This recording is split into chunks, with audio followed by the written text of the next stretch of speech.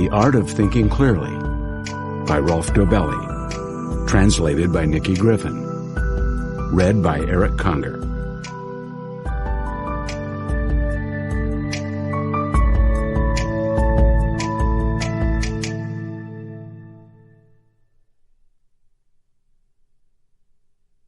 In the fall of 2004, a European media mogul invited me to Munich to partake in what was described as an informal exchange of intellectuals.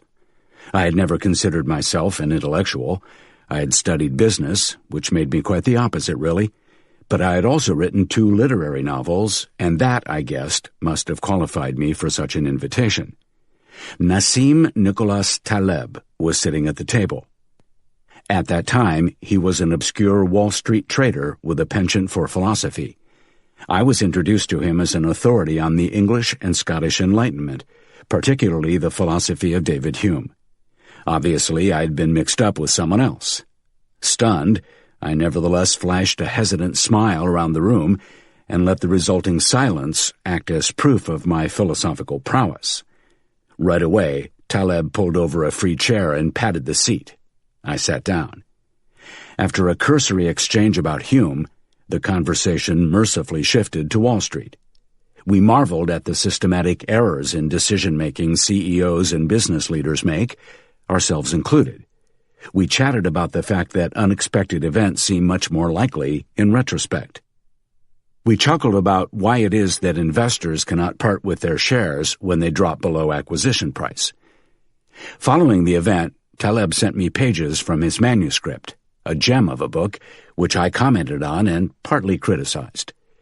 These went on to form part of his international bestseller, The Black Swan.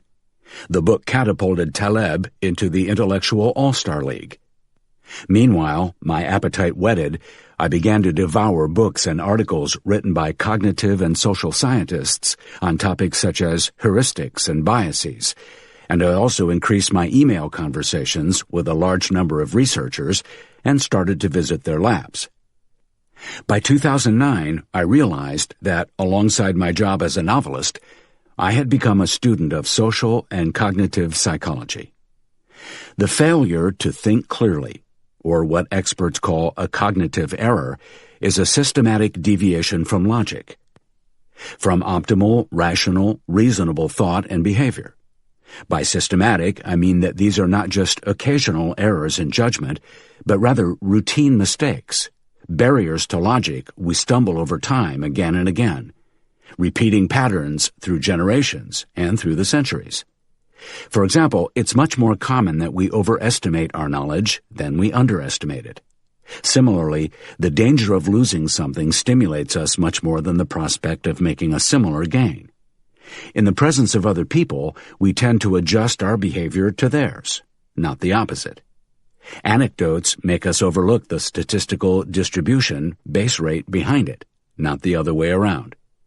The errors we make follow the same pattern over and over again, piling up in one specific, predictable corner like dirty laundry, while the other corner remains relatively clean. That is, they pile up in the overconfidence corner, not the underconfidence corner. To avoid frivolous gambles with the wealth I had accumulated over the course of my literary career, I began to put together a list of these systematic cognitive errors, complete with notes and personal anecdotes, with no intention of ever publishing them. The list was originally designed to be used by me alone. Some of these thinking errors have been known for centuries. Others have been discovered in the last few years. Some come with 2 or 3 names attached to them. I chose the terms most widely used. Soon I realized that such a compilation of pitfalls was not only useful for making investing decisions, but also for business and personal matters. Once I had prepared the list, I felt calmer and more level-headed. I began to recognize my own errors sooner and was able to change course before any lasting damage was done. And for the first time in my life, I was able to recognize when others might be in the thrall of these very same systematic errors. Armed with my list, I could now resist their pull, and perhaps even gain an upper hand in my dealings. I now had categories, terms, and explanations with which to ward off the specter of irrationality. Since Benjamin Franklin's kite-flying days, thunder and lightning have not grown less frequent, powerful, or loud, but they have become less worrisome. This is exactly how I feel about my own irrationality now. Friends soon learned of my compendium and showed interest. This led to a weekly newspaper column in Germany, Holland, and Switzerland, countless presentations, mostly to medical doctors, investors, board members, CEOs, and government officials, and eventually to this book. Please keep in mind 3 things as you peruse these pages. First, the list of fallacies in this book is not complete. Undoubtedly, new ones will be discovered. Second, the majority of these errors are related to one another. This should come as no surprise. After all, brain regions are linked. Neural projections travel from region to region in the brain. No area functions independently. Third, I am primarily a novelist and an entrepreneur, not a social scientist. I don't have my own lab where I can conduct experiments on cognitive errors, nor do I have a staff of researchers I can dispatch to scout for behavioral errors. In writing this book, I think of myself as a translator whose job is to interpret and synthesize what I've read and learned, to put it in terms others can understand. My great respect goes to the researchers who, in recent decades, have uncovered these behavioral and cognitive errors. The success of this book is fundamentally a tribute to their research. I am enormously indebted to them. This is not a how-to book. You won't find 7 steps to an error-free life here. Cognitive errors are far too ingrained to rid ourselves of them completely. Silencing them would require superhuman willpower. But that isn't even a worthy goal. Not all cognitive errors are toxic, and some are even necessary for leading a good life. Although this book may not hold the key to happiness, at the very least it acts as insurance against too much self-induced unhappiness. Indeed, my wish is quite simple. If we could learn to recognize and evade the biggest errors in thinking, in our private lives, at work, or in government, we might experience a leap in prosperity. We need no extra cunning, no new ideas, no unnecessary gadgets, no frantic hyperactivity. All we need is less irrationality. 1. Why you should visit cemeteries. Survivorship bias. No matter where Rick looks, he sees rock stars. They appear on television, on the front pages of magazines, in concert programs, and at online fan sites. Their songs are unavoidable, in the mall, on his playlist, in the gym. The rock stars are everywhere. There are lots of them. And they are successful.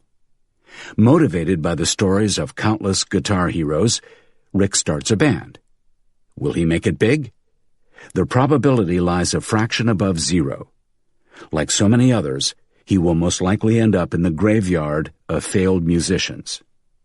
This burial ground houses 10,000 times more musicians than the stage does, but no journalist is interested in failures, with the exception of fallen superstars.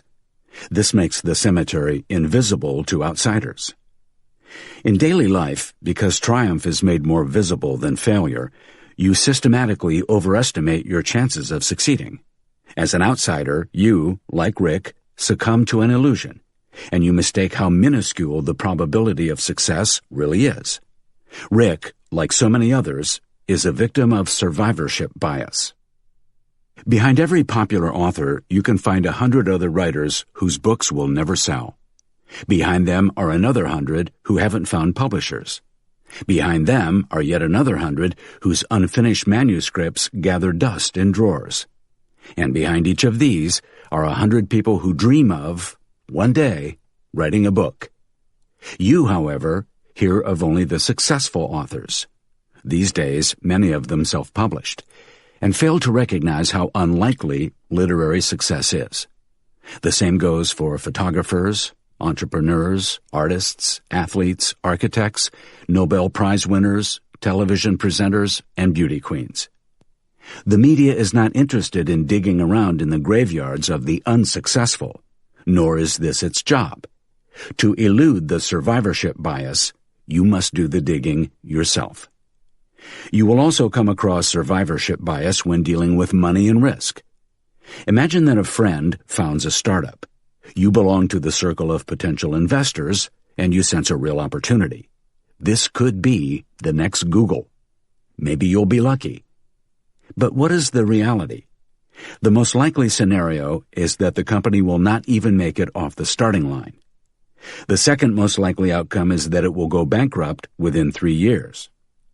Of the companies that survive these first 3 years, most never grow to more than 10 employees. So, should you never put your hard-earned money at risk? Not necessarily, but you should recognize that the survivorship bias is at work, distorting the probability of success like cut glass. Take the Dow Jones Industrial Average Index. It consists of out-and-out survivors. Failed and small businesses do not enter the stock market, and yet these represent the majority of business ventures. A stock index is not indicative of a country's economy. Similarly, the press does not report proportionately on all musicians. The vast number of books and coaches dealing with success should also make you skeptical. The unsuccessful don't write books or give lectures on their failures. Survivorship bias can become especially pernicious when you become a member of the winning team. Even if your success stems from pure coincidence, you'll discover similarities with other winners and be tempted to mark these as success factors. However, if you ever visit the graveyard of failed individuals and companies, you'll realize that its tenants possessed many of the same traits that characterize your success. If enough scientists examine a particular phenomenon, a few of these studies will deliver statistically significant results through pure coincidence. For example, the relationship between red wine consumption and high life expectancy. Such false studies immediately attain a high degree of popularity and attention.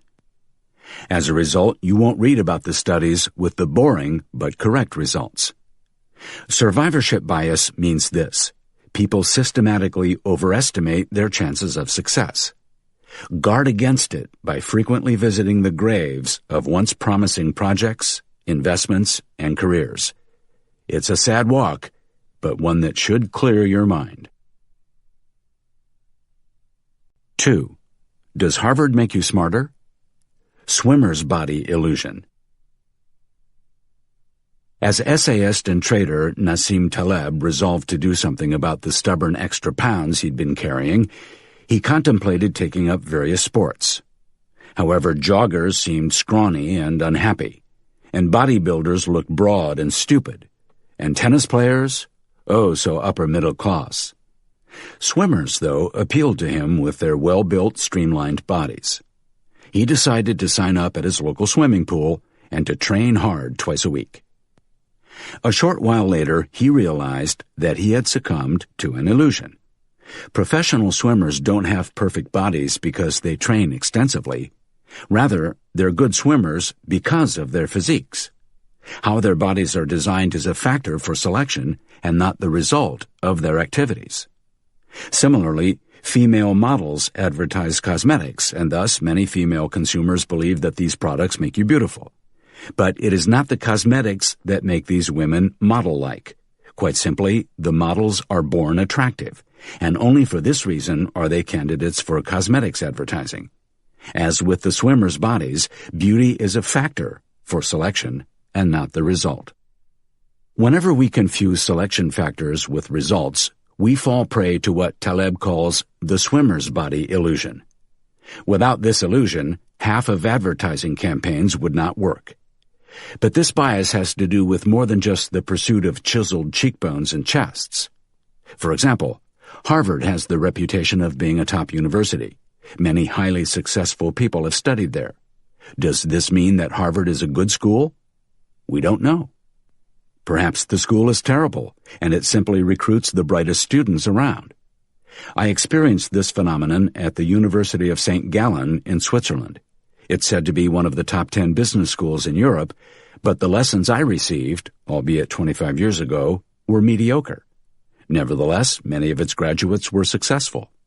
The reason behind this is unknown, Perhaps it was due to the climate in the narrow valley, or even the cafeteria food. Most probable, however, is the rigorous selection. All over the world, MBA schools lure candidates with statistics regarding future income. This simple calculation is supposed to show that the horrendously high tuition fees pay for themselves over a short period of time. Many prospective students fall for this approach. I'm not implying that the schools doctor the statistics, but still their statements must not be swallowed wholesale. Why? Because those who pursue an MBA are different from those who do not. The income gap between both groups stems from a multitude of reasons that have nothing to do with the MBA degree itself. Once again, we see the swimmer's body illusion at work, the factor for selection confused with the result. So if you're considering further study, do it for reasons other than a bigger paycheck.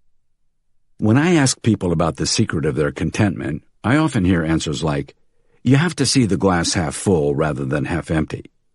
It's as if these individuals do not realize that they were born happy and now tend to see the positive in everything. They don't realize that cheerfulness, according to many studies, such as those conducted by Harvard's Dan Gilbert, is largely a personality trait that remains constant throughout life. Or, as social scientists David Lycan and Auke Tellegen starkly suggest, trying to be happier is as futile as trying to be taller. Thus, the swimmer's body illusion is also a self-illusion.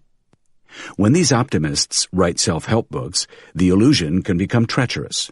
That's why it's important to give wide berth to tips and advice from self-help authors. For billions of people, these pieces of advice are unlikely to help.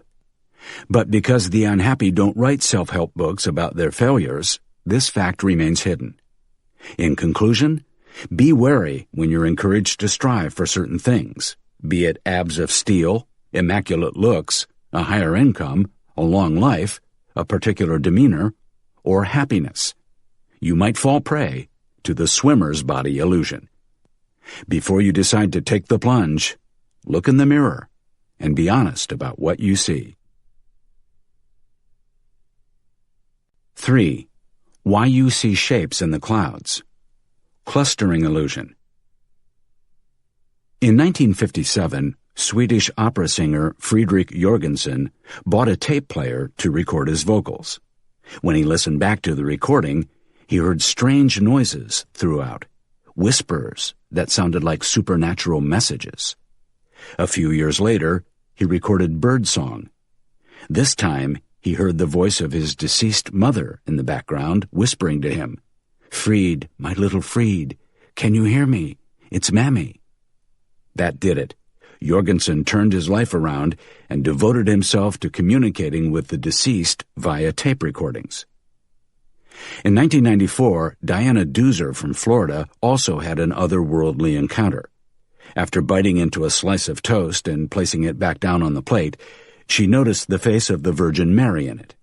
Immediately she stopped eating and stored the divine message, minus a bite, in a plastic container.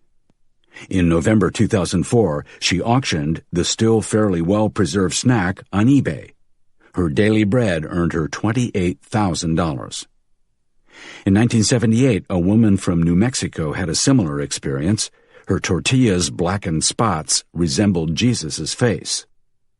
The press latched onto the story, and thousands of people flocked to New Mexico to see the Savior in burrito form. 2 years earlier, in 1976, the orbiter of the Viking spacecraft photographed a rock formation that, from high above, looked like a human face. The face on Mars made headlines around the world. And you? Have you ever seen faces in the clouds or the outlines of animals in rocks? Of course, this is perfectly normal. The human brain seeks patterns and rules. In fact, it takes it one step further. If it finds no familiar patterns, it simply invents some. The more diffuse the signal, such as the background noise on the tape, the easier it is to find hidden messages in it. 25 years after uncovering the face on Mars, the Mars Global Surveyor sent back crisp, clear images of the rock formations. The captivating human face had dissolved into plain old scree. These frothy examples make the clustering illusion seem innocuous. It's not. Consider the financial markets, which churn out floods of data every second. Grinning from ear to ear, a friend told me that he had discovered a pattern in the sea of data. If you multiply the percentage change of the Dow Jones by the percentage change of the oil price, you get the move of the gold price in 2 days' time. In other words, if share prices and oil climb or fall in unison, gold will rise the day after tomorrow.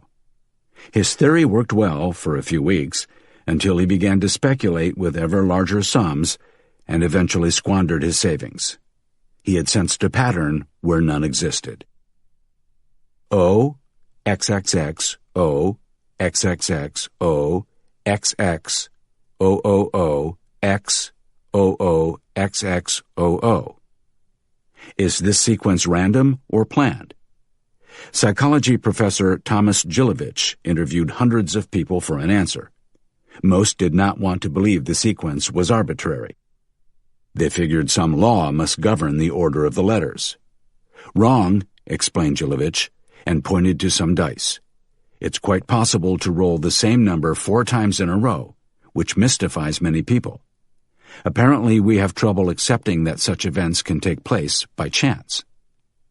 During World War II, the Germans bombed London. Among other ammunition, they used V-1 rockets, a kind of self-navigating drone.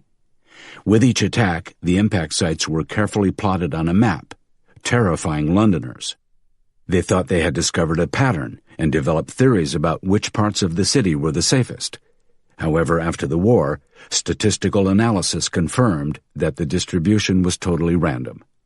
Today it's clear why. The V-1's navigation system was extremely inaccurate. In conclusion, when it comes to pattern recognition, we're oversensitive. Regain your skepticism. If you think you have discovered a pattern, first consider it pure chance. If it seems too good to be true, find a mathematician and have the data tested statistically. And if the crispy parts of your pancakes start to look a lot like Jesus' face, ask yourself, if he really wants to reveal himself, why doesn't he do it in Times Square or on CNN? 4. If 50 million people say something foolish, it's still foolish. Social proof. You're on your way to a concert. At an intersection, you encounter a group of people all staring at the sky. Without even thinking about it, you peer upward too. Why? Social proof. In the middle of the concert, when the soloist is displaying absolute mastery, someone begins to clap, and suddenly the whole room joins in. You do too. Why? Social proof. After the concert, you go to the coat check to pick up your coat. You watch how the people in front of you place a coin on a plate, even though officially the service is included in the ticket price. What do? You probably leave a tip as well. Social proof, sometimes roughly termed the herd instinct, dictates that individuals feel they're behaving correctly when they act the same as other people. In other words, the more people who follow a certain idea, the better or truer we deem the idea to be. And the more people who display a certain behavior, the more appropriate this behavior is judged by others. This is, of course, absurd. Social proof is the evil behind bubbles and stock market panic. It exists in fashion, management techniques, hobbies, religion, and diets. It can paralyze whole cultures, such as when sects commit collective suicide. A simple experiment, carried out in the 1950s by legendary psychologist Solomon Asch, shows how peer pressure can warp common sense. A subject is shown a line drawn on paper, and next to it 3 lines, numbered 1, 2, and 3, one shorter, one longer, and one the same length as the original one. He or she must indicate which of the 3 lines corresponds to the original one. If the person is alone in the room, he gives correct answers because the task is really quite simple. Now, 5 other people enter the room. They're all actors, which the subject doesn't know. One after another, they give wrong answers, saying number 1, though it's very clear that number 3 is the correct answer. Then it's the subject's turn again. In 1/3 of cases, he will answer incorrectly to match the other people's responses. Why do we act like this? Well, in the past, following others was a good survival strategy. Suppose that 50,000 years ago you were traveling around the Serengeti with your hunter-gatherer friends, and suddenly they all bolted. What would you have done? Would you have stayed put, scratching your head, and weighing up whether what you were looking at was a lion or something that just looked like a lion but was in fact a harmless animal that could serve as a great protein source? No. You would have sprinted after your friends. Later on, when you were safe, you could have reflected on what had actually happened. Those who acted differently, and I'm sure there were some, exited the gene pool. We are the direct heirs of those who copied the other's behavior. This pattern is so deeply rooted in us that we still use it today, even when it offers no survival advantage. Only a few cases come to mind where social proof is of value. For example, if you find yourself hungry in a foreign city and don't know a good restaurant, it makes sense to pick the one that's full of locals. In other words, you copy the locals' behavior. Comedy and talk shows make use of social proof by inserting canned laughter at strategic spots, inciting the audience to laugh along. One of the most impressive, though troubling, cases of this phenomenon is the famous speech by Nazi propaganda minister Joseph Goebbels, delivered to a large audience in 1943. See it for yourself on YouTube. As the war went from bad to worse for Germany, he demanded to know, "Do you want total war? If necessary, do you want a war more total and radical than anything that we can even imagine today?" The crowd roared.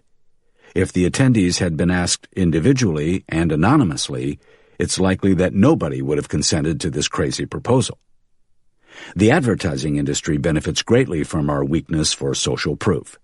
This works well when a situation is unclear, such as deciding among various car makes, cleaning products, beauty products, and so on, with no obvious advantages or disadvantages, and where people like you and me appear.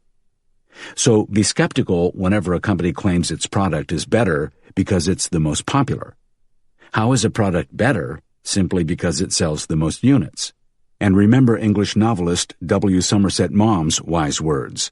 If 50 million people say something foolish, it's still foolish. 5.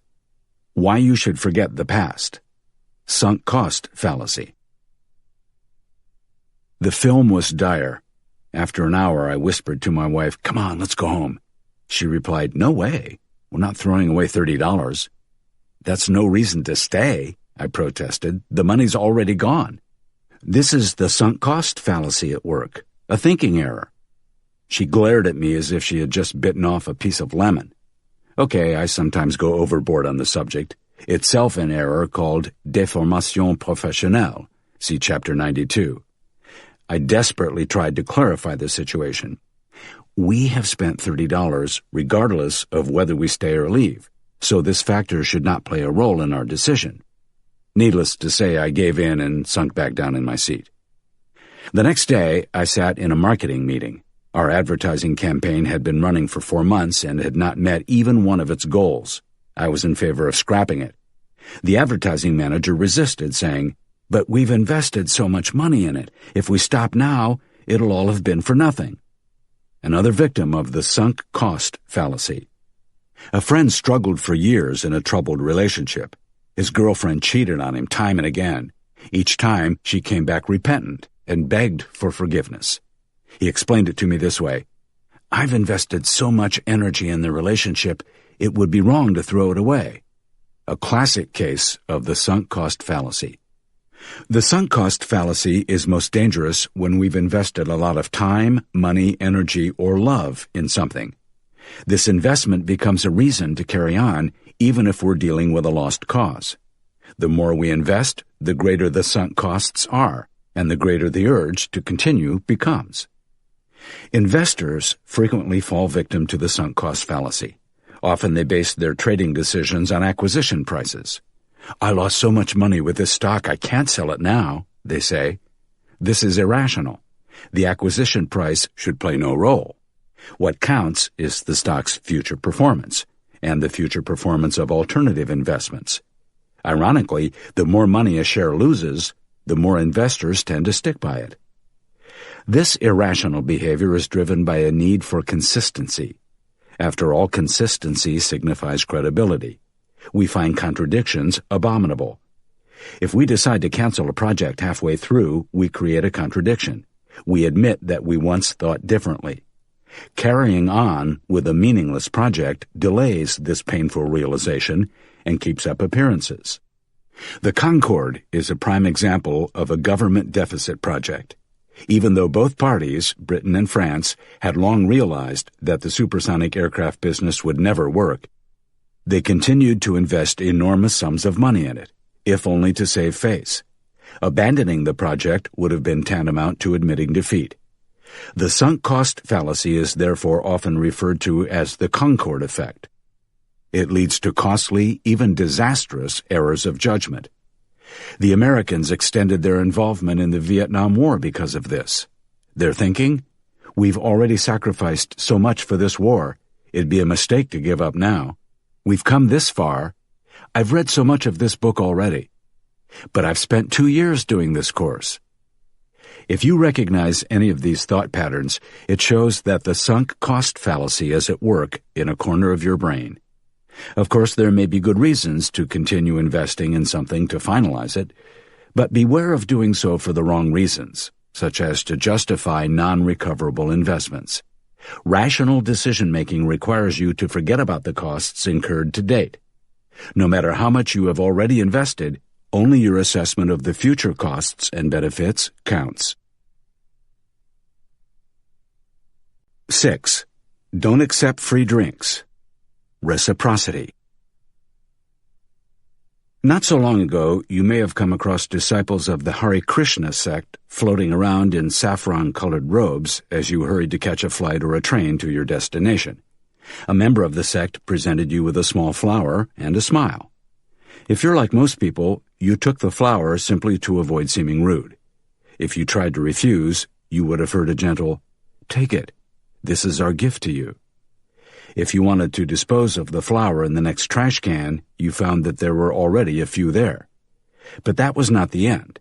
Just as your bad conscience started to tug at you, another disciple of Krishna approached you again, this time asking for a donation. In many cases, this plea was successful. So pervasive that many airports banned the sect from the premises. Psychologist Robert Cialdini can explain the success of this and other such campaigns.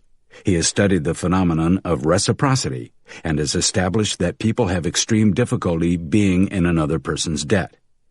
Many NGOs and philanthropic organizations use exactly the same techniques.